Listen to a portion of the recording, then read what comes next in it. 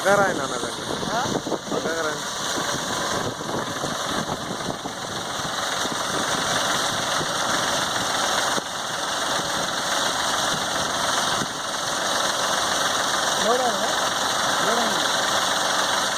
ఇప్పుడు ఏది యాక్సిలేటర్ 10 మీద ఉంది కదా. ఇప్పుడు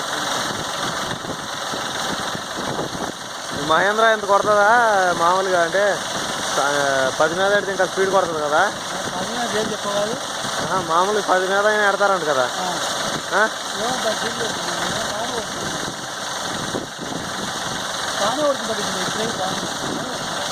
ఇంత ఓకే ముందుకు తక్కువ